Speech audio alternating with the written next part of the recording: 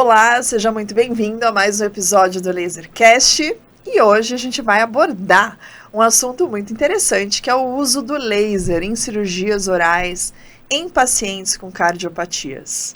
E para conversar comigo sobre esse tema, né, que é tão abrangente e importante dentro da nossa prática clínica, eu trouxe um colega muito renomado e experiente nessa área, que é o Dr. Frederico Burraten. Seja muito bem-vindo, vou te chamar de Fred, pode ser? Pode. Seja muito bem-vindo, Fred.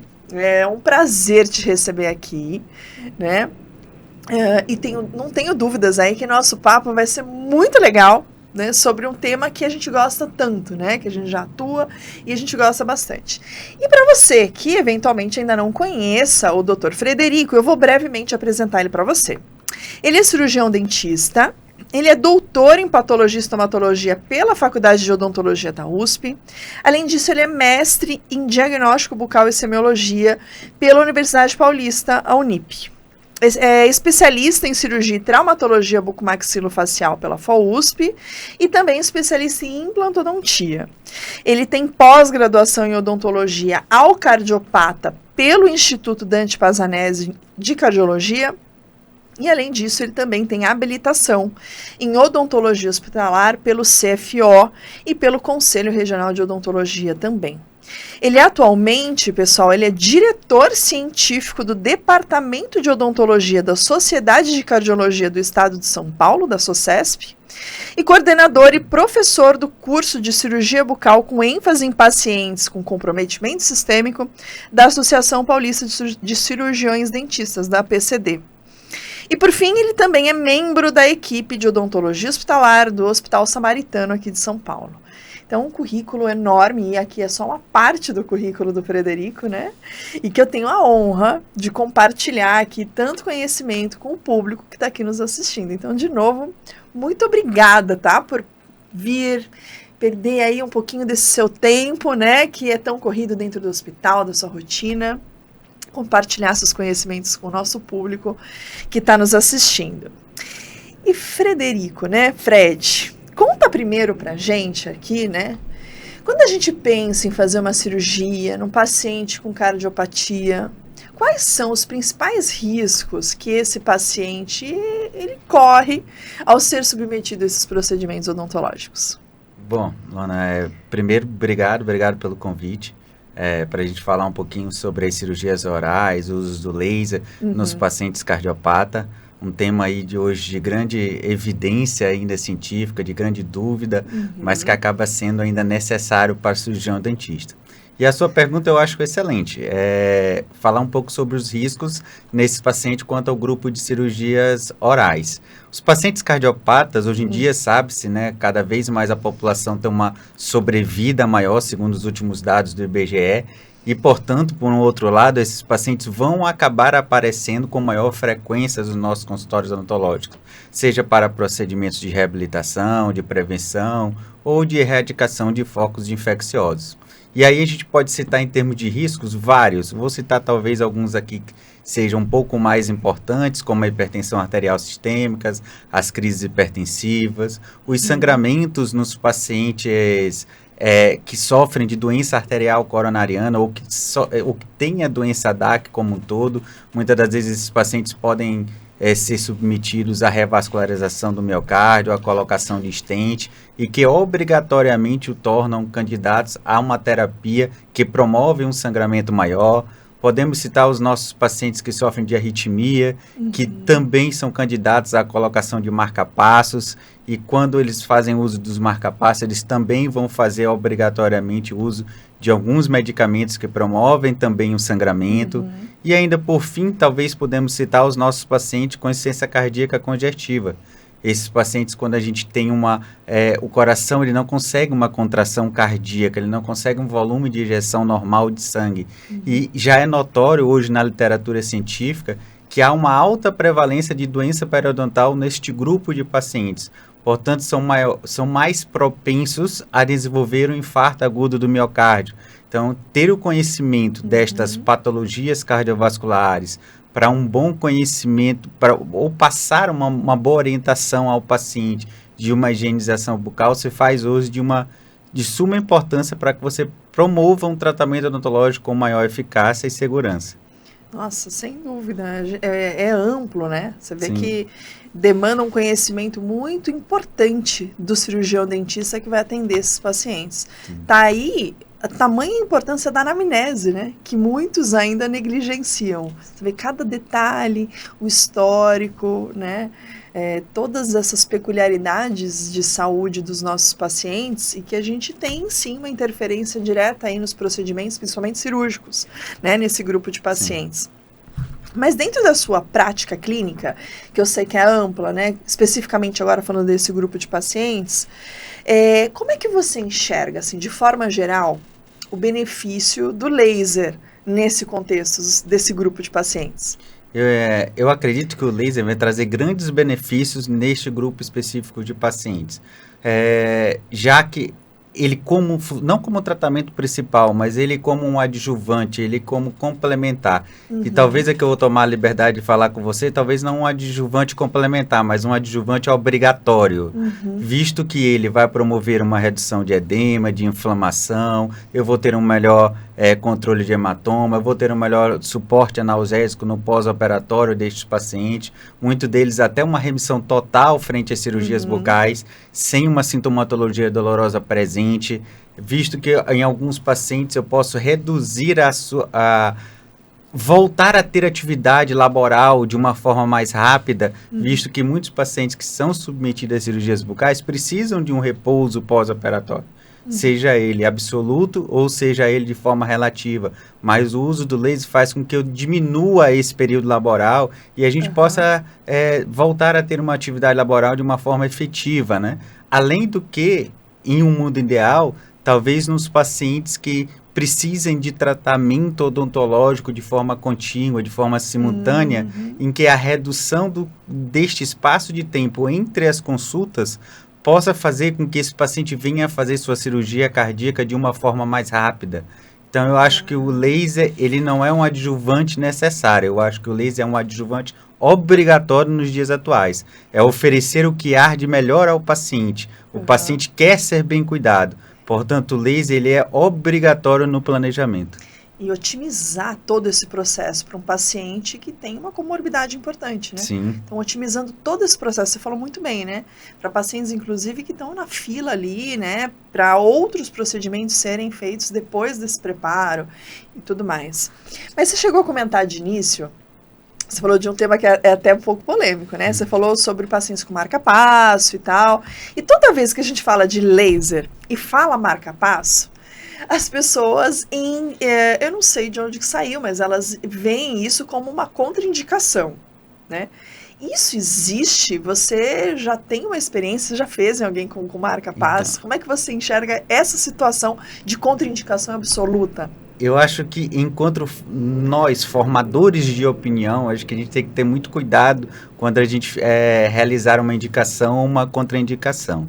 Eu acredito que isto é um mito, não existe nenhuma evidência científica robusta, duplo cego, com número de pacientes adequado, que diga que há uma contraindicação para o uso do laser em pacientes com marca-passo. Muito pelo contrário, todos os benefícios que nós acabamos de citar fazem com que eles tornem um adjuvante obrigatório, principalmente nos pacientes com alterações cardiovasculares.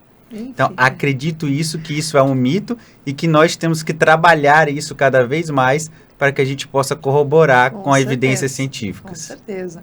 Mostrar, né? Mas eu acho que tem que mostrar mesmo com responsabilidade, né? Com dados que sustentem, né? Sim. Porque realmente eu posso acompanhar, eu sei que você também, né? Casos de pacientes usando marca-passo que fizeram laser terapia com total segurança e com ótimos resultados, né? Enfim. Então, mas a gente segue aí em pesquisas para comprovar isso de uma forma ainda mais evidente, robusta na literatura, né? Mas vamos voltando aqui a algo que você pontuou, que é muito importante nesse grupo de pacientes, que é o sangramento. Sem dúvida é algo que nos preocupa, né? Até porque muitos fazem uso das medicações, você também comentou, anticoagulante, antiagregante plaquetário também, é uma coisa que a gente precisa se preocupar. Mas Quando a gente faz uma abordagem cirúrgica, já que é o nosso tema, cirúrgico oral, nesses pacientes com risco de sangramento, qual que é a diferença que você enxerga de cirurgias que são realizadas com os lasers, principalmente aqui os diodos que oferecem uma coagulação, né? E de uma cirurgia convencional com bisturi? Eu sei que você tem essa experiência também, você tem equipamento, então ninguém melhor do que você para compartilhar, tá, os resultados que você tem na sua prática. Sim, vamos lá. Eu acho que talvez fosse um tema que nós poderíamos conversar aqui sobre vários minutos sobre o controle de sangramento com o uso do laser. Eu sou a favor das duas técnicas, tanto com o uso do laser como a técnica de bisturi a frio, mas eu acredito que o laser, ele vem fazer um controle maior do processo hemostático como um todo. E aqui falando dos lasers de alta potência, né? Então, Sim. além da gente ter um controle, a gente sabe que existem alguns lasers, como o laser de iodo, que tem uma afinidade pela hemoglobina, que vai gerar um calor, sabemos que isso depende da temperatura, normalmente uns 60, acima de 60 graus, para que a gente tenha ali um processo de coagulação, de vaporização, de incisão, né? Todo o processo de carbonização como um todo. Então, ele vem a ajudar muito no controle de sangramento. Além do que, não só, assim como os lasers de alta potência, a gente pode utilizar também inteiro como baixa potência, até pelo efeito residual, aplicando ele como uma forma de espalhamento. Então, o espalhamento da luz faz com que a gente tenha uma reparação. Então, isso vem muito a favor do uso do laser em cirurgias bucais. Falando um pouco, puxando um pouco a sardinha para a estomatologia, para as lesões vasculares, o laser ele é excelente para a diminuição desse sangramento e para controle de um sangramento maior nos pacientes, principalmente aqueles pacientes cardiopatas, eu brinco que vem com um combo. Esses pacientes nunca vêm sozinhos. Então, ele vem com hipertensão, ele vem com uma pancitopenia, ele vem com uma plaquetopenia, ele é diabético, ele é renal, ele é hepatopata, portanto, ele tem uma série de deficiências de fatores de coagulação. Então, tudo que eu puder trazer de vantagem, de adjuvante obrigatório, para melhorar e para proporcionar um controle maior, eu acho que ele é viável e deve ser membro obrigatório do planejamento odontológico do cirurgião genetista. Eu acho incrível isso que você falou. Tem até um trabalho, você estava falando que você é a favor dos dois tipos de cirurgia, eu sei também que os dois são muito bons. E já teve, inclusive, um trabalho que fez uma comparação do uso do laser de diodo em cirurgia de tecido mole, paciente com cardiopatia, né? E o uso de lâmina fria, né? De bisturi, só que com o uso de hemostáticos locais associados. E eles foram semelhantes entre si.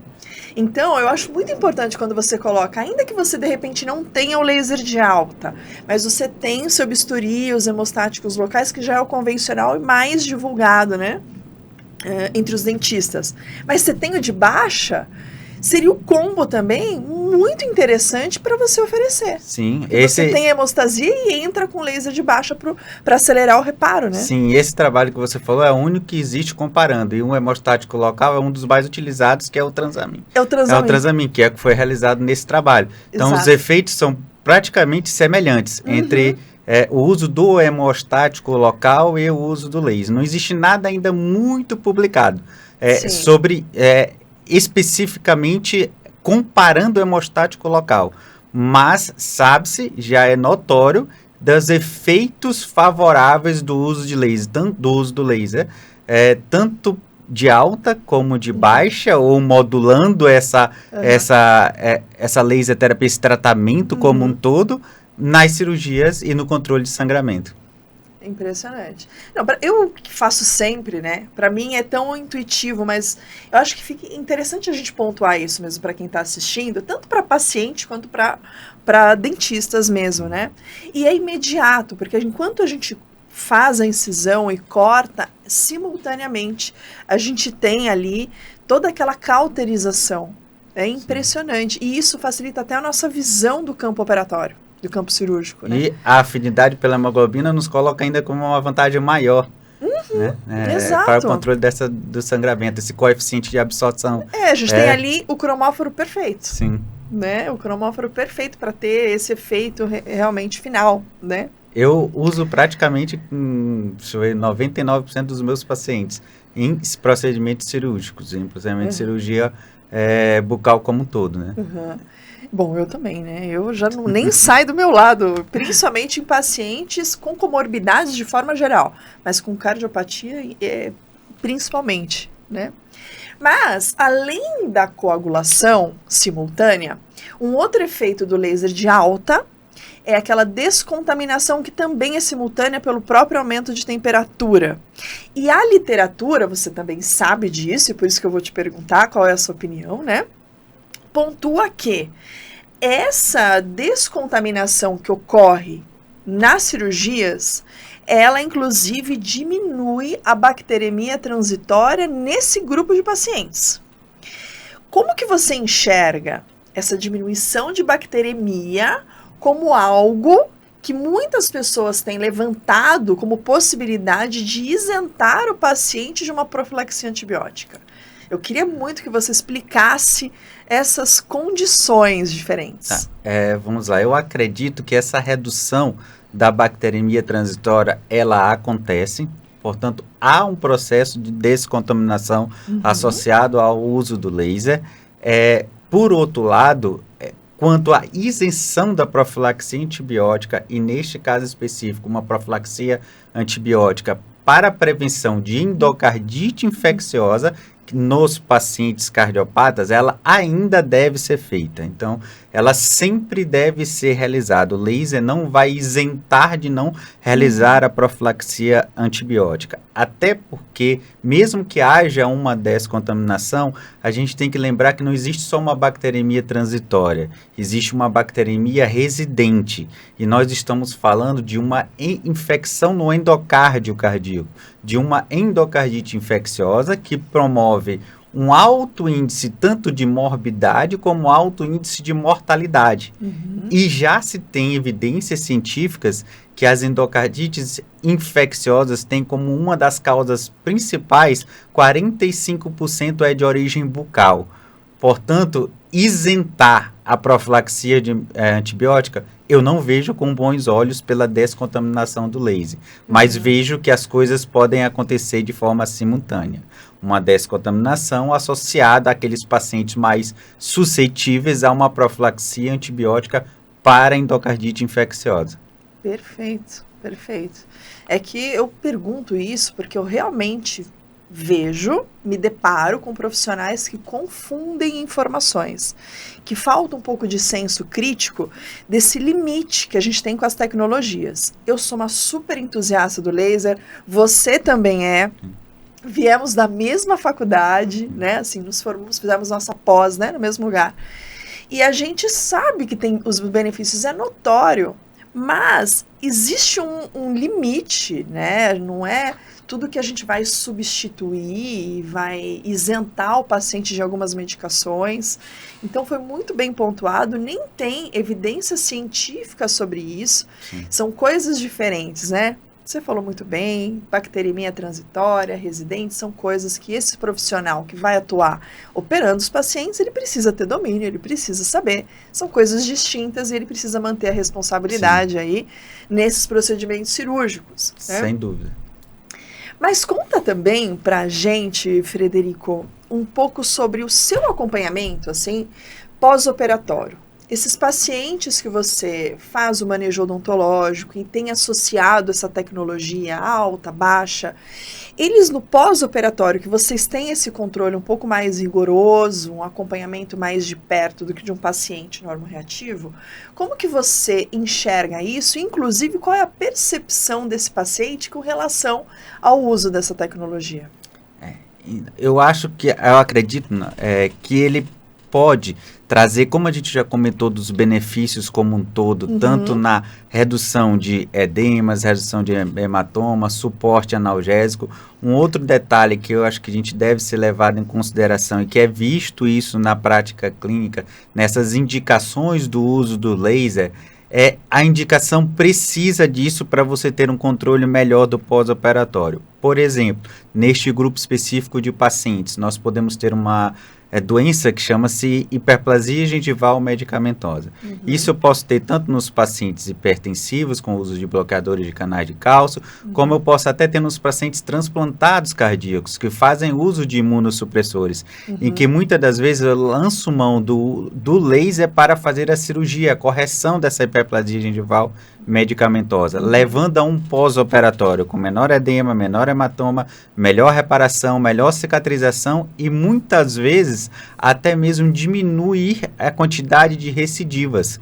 A gente sabe que muitas das vezes esses pacientes não podem reduzir a quantidade de imunossupressor. E não fazendo a redução, existem pacientes que apresentam um quadro de recidiva com uma certa frequência. E o uso do laser, eu não sei te explicar exatamente qual o mecanismo de ação que ele acontece, se é pelo efeito residual biomodulador, o que faz que esse paciente postergue a recidiva. Isso é visto na prática clínica, que foi a sua pergunta. Eu tenho pacientes assim e tenho os pacientes que nem têm a recidiva, que nem volta a desenvolver um processo de recidiva com o uso do laser diferente de um bisturi a frio. Portanto, eu vejo ele como um pós-operatório, com uma indicação precisa, só vejo fatores benéficos da utilização neste grupo de pacientes. Você sabe que você falou agora desse tema da hiperplasia gengival medicamentosa, desses intervalos maiores entre as recidivas ou nem apresentar. E lá no CAP, na época que eu fiz a minha especialização, já tem um tempo, a gente acompanhou alguns casos, não foram de cardiopatas, foram pacientes que tomavam, um era antipertensivo e uma outra paciente que a gente acompanhou era imunossupressor, mas por uma outra condição clínica, tá? Ambos sempre faziam a remoção daquele tecido gengival, né? Daquela hiperplasia com bisturi. E a cada 3 meses voltavam na clínica para uma repetição. Né? E aquilo desgasta o paciente, você sabe. Poxa, toda hora, e eram pacientes jovens, enfim. E quando a gente propôs a utilização do laser de alta potência, ainda que um deles tenha tido a recidiva, foi para 1 ano. Então, de 3 meses para 1 ano. A outra nem teve a recidiva. Então, a gente também não sabe o mecanismo de ação, não é que você não soube dizer, não tem isso bem descrito em literatura, mas são várias as vertentes. Essa luz residual, né, que age tanto em profundidade quanto em espalhamento, porque onde já não tem mais calor, né, nesse residual de fótons mesmo que se espalha ali, biomodula o tecido. E uma outra coisa que eu percebo, não sei se você também percebe, o simples fato do pós-operatório ser mais tranquilo, né, sem aquele sangramento, sem cimento cirúrgico, facilita a higiene precoce, melhor e precoce, que também diminui aquele gatilho de recidiva. Você percebe isso também, Sim, na higiene? Isso é perceptível. Isso na prática clínica acontece. Você comentou de casos que demorou 1 ano para recidiva. Eu tenho casos que não houve recidiva com o uso do laser.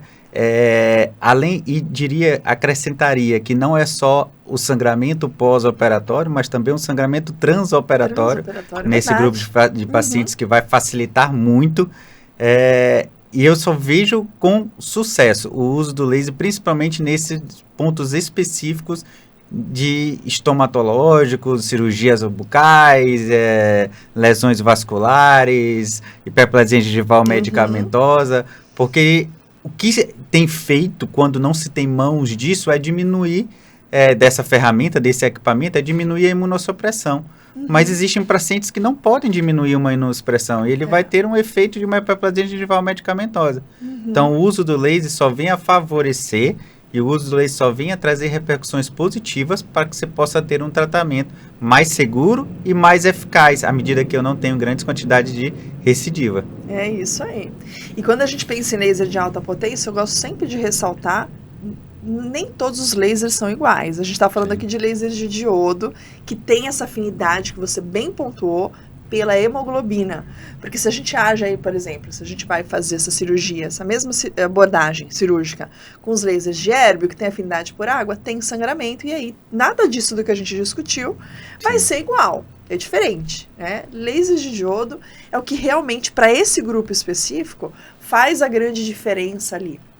notório, no transoperatório, você falou perfeito, e no pós-operatório imediato, o próprio paciente dá esse feedback para a gente. Nossa, foi muito mais tranquilo, eu já consegui escovar, higienizar de uma forma, né, mais eficiente, eu me senti mais seguro no pós. Sim, e mesmo nas pesquisas, quando a gente tira esse fator de risco, que é a higienização, uma dificuldade na higienização, quando a gente compara grupos com a mesma, de forma simultânea, retirando esses fatores de riscos, mesmo assim, o uso do laser, aquilo que nós comentamos, aumenta esse processo de recidiva.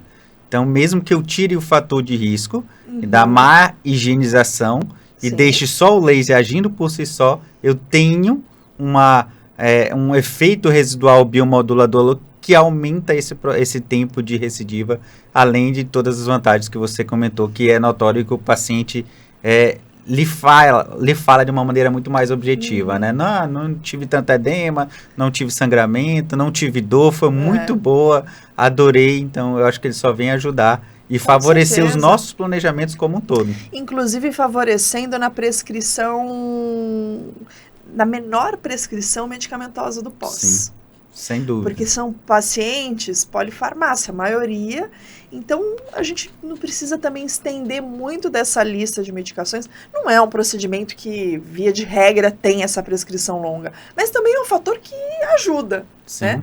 Deixar o paciente mais tranquilo no pós. Claro, sem dúvida é algo que ele vai querer. E por isso talvez eu venha me reafirmar que não é um bem necessário, ele é um adjuvante obrigatório. Eu gostei muito desse jargão, é obrigatório. Ele é obrigatório, ele é adjuvante, mas ele tá tem que fazer presente. Na onco, porque na onco a gente já tá assim, é obrigatório. Ele tem que estar presente. Entrar num serviço de oncologia sem saber laser, né, tá igual cardiologia. Entrar nessa prática do hospital, né, e você usa muito dentro do hospital também, muito. Vocês têm ambulatório lá? Tem ambulatório de oncologia, transplante de medula, e a gente acaba usando muito também nos casos de mucosites e assim por diante também. Que bacana. E nesse seu serviço, dentro do Hospital Samaritano, você também atende os pacientes cardiopatas?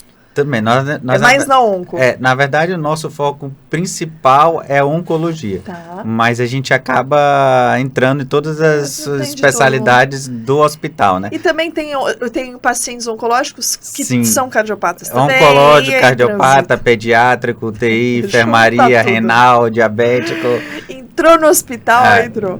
E, poxa, né, eu trabalho dentro da hospitalar também há muitos anos, é que eu não tô tão mais dentro dos hospitais como eu tava há alguns anos atrás, há 2 anos atrás eu era mais dentro, né? Mas a gente não larga a maleta do laser, né? Você praticamente transita no hospital segurando a ferramenta, né? Sim, os lasers de baixa potência, talvez os mais portáteis, a gente tem dentro da nossa equipe no hospital já, então ele fica lá fixo, tá guardado, e a gente tem 2, 3 aparelhos. E você faz praticamente em todo mundo, né? Todo mundo, e a gente acaba tendo já lá ele presente, já faz rotina, já é membro fixo do hospital. Já. É isso. É a mesma coisa comigo, mesma coisa. Entrava desde UTI, leito, ambulatório, era todo lugar, ia com a maleta. Né? Mas eu acho que pra gente finalizar essa conversa, que nem senti passar, porque eu adoro esse tema. Se não tivesse aqui um roteiro para mim, eu ia até amanhã, né? Pra gente finalizar, é o seguinte, sempre que a gente pensa, principalmente no manejo desse grupo de pacientes, a gente precisa atuar com muita responsabilidade, né? E a gente percebe que, principalmente aqui com os lasers de alta, existem pessoas que, sem o correto treinamento, se aventuram, né, numa abordagem cirúrgica, utilizando essa ferramenta. E a gente sabe que, por mais que aparentemente seja simples, trabalhar com essa tecnologia não é tão fácil. Acabo falando em praticamente todos os podcasts, mas eu acho muito importante você abordar dentro desse grupo, porque não é um paciente que te permite errar, se aventurar sem o correto conhecimento, né? Então eu queria que você pontuasse para um profissional que pretende entrar na área hospitalar, especificamente trabalhando aí com pacientes cardiopatas, né? Qual que seria uma formação que ele deve se preocupar, tanto na parte de entender as comorbidades de um paciente cardiopata, como também buscar o melhor dentro dessa tecnologia do uso do laser antes de atender esse paciente? Primeiro, buscar bons cursos. Então, ter cursos de capacitação e cursos de habilitação.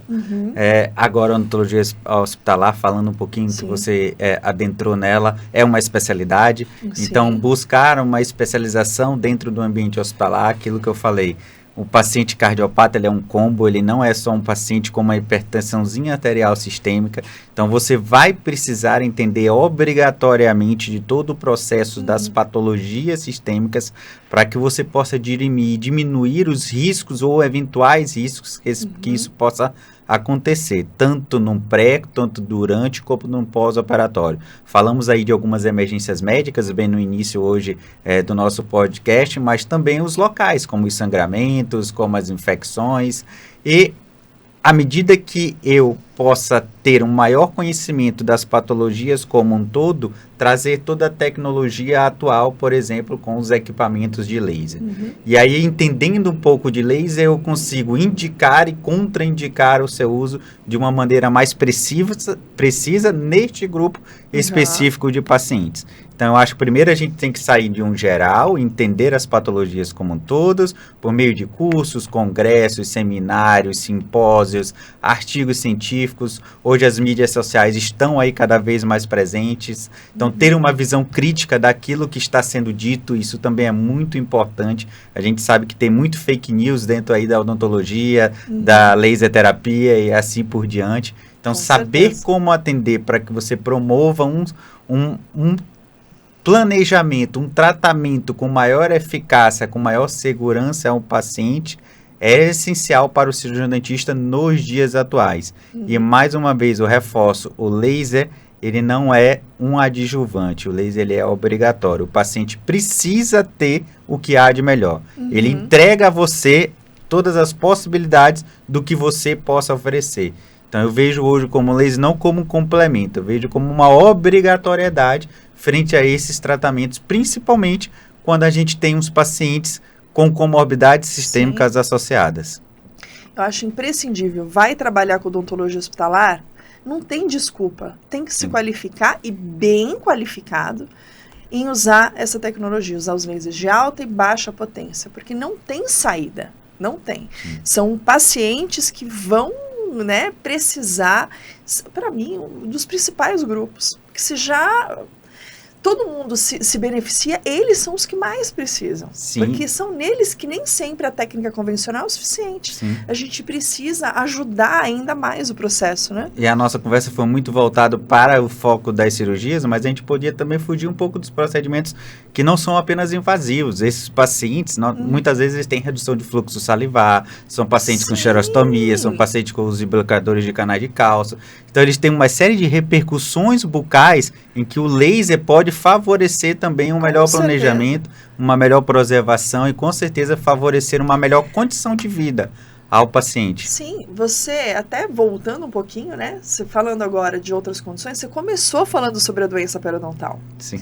E a terapia fotodinâmica, porque é uma outra vertente, né, usar o laser associado a um agente fotossensibilizador, também não invasivo, sem contraindicações e que favorece o reparo desse tecido contaminado de pacientes com bolsa periodontal, com perda óssea, contempla tudo praticamente, né? E que hoje é um baixo custo, né? Baixo custo. Baixíssimo custo nos dias atuais. Fácil acesso, fácil de se fazer no hospital, é viável, tem bons resultados, então só tem... E resultado rápido. Sim, resultado rápido. Quantos que eu já fiz em UTI? Sim, e aí a gente pode falar do periodontal, a gente pode falar dos xerostômicos, podemos falar aí dos nossos pacientes com risco de infarto agudo do miocárdio.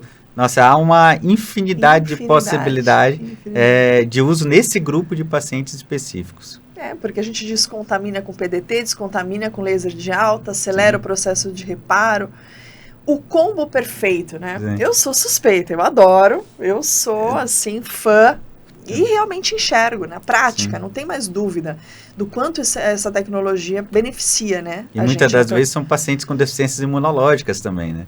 E que acabam aparecendo lesões fúngicas, lesões bacterianas, transplante de medulas, são oportunistas, e o laser está aí para isso. Está aqui para isso. E o uso do PDT que você comentou. Inclusive, né, são infecções que aparecem resistentes à medicação, Sim. porque esse paciente que desenvolveu infecção fúngica, ele está medicado, né, com os diferentes tipos, Constantin, um monte de outras medicações sistêmicas, né, e ainda assim desenvolve. Então, a gente consegue, com uma terapia local, Sim. muitas vezes resolver. Muitas que às vezes a medicamentosa não tem uma resolutividade. Não tem. E aí você localmente consegue resolver e ajudar o paciente aqui numa condição de vida. Microbiana. Os cuidados paliativos, então, home care. Então, fica aí a dica do uso. Ficaria uma semana para citar todo Sim, mundo que se beneficia. Com certeza. Muita gente, em todos os âmbitos. E também para aqueles que não trabalham no hospital, gente, a prática clínica é o que a gente mais vai receber. Pacientes sistemicamente comprometidos, né, Fred? Sim. Hoje em dia é uma obrigação o dentista entender o manejo desse grupo de pacientes. Sim. Porque aumentou sobrevida, você falou, poxa, também é uma das doenças que mais afeta a população. É inevitável que esse paciente sente na sua cadeira e que você precise aí da tecnologia também, fora todo o conhecimento, mas também Sim, da tecnologia. A gente sabe hoje em dia, é notório nas evidências científicas, que as alterações cardiovasculares levam o paciente muito mais a óbito do que as doenças oncológicas. Nossa. Então, elas estão lá no topo, em primeiro lugar. Então, esses pacientes vão aparecer para uma reabilitação, para uma prevenção, para uma avaliação em conjunto multidisciplinar, e assim sucessivamente. Portanto, hoje em dia, é obrigatório o conhecimento. Não se trabalha mais entre quatro paredes, como a odontologia há 30, 40 anos atrás. Sem dúvida. Você tem curso sobre isso, né? Você dá alguns cursos? Tem cursos de cirurgias voltados para os pacientes com comprometimentos sistêmicos. Né? E a gente continua nas pesquisas e assim por diante também, trocando experiências e aprendendo muito também com os demais colegas. Muito bom. E para quem quiser se inscrever nesse curso, deixa a dica aqui para o pessoal do YouTube, né? Queira entrar em contato com você, como é que faz para Deixa o Instagram. O Instagram chama Frederico Burraten. Tá. E aí lá no Instagram sempre tem as novidades, o que a gente fala sobre a área da odontologia, alguns podcasts que a gente pode comentar e contribuir. Que legal. Então, para você que ficou aqui conosco, todas essas dicas aí de ouro, né? Para você guardar, levar tudo isso em consideração. E eu agradeço muito toda a sua participação conosco aqui. Inclusive, fica à vontade, caso tenha surgido alguma dúvida, para que você coloque nos comentários, a gente vai responder, né? Somos super acessíveis, inclusive o professor Frederico também vai ficar à disposição, tanto nas redes sociais, quanto aqui no YouTube também. E eu te aguardo no nosso próximo episódio. Até lá!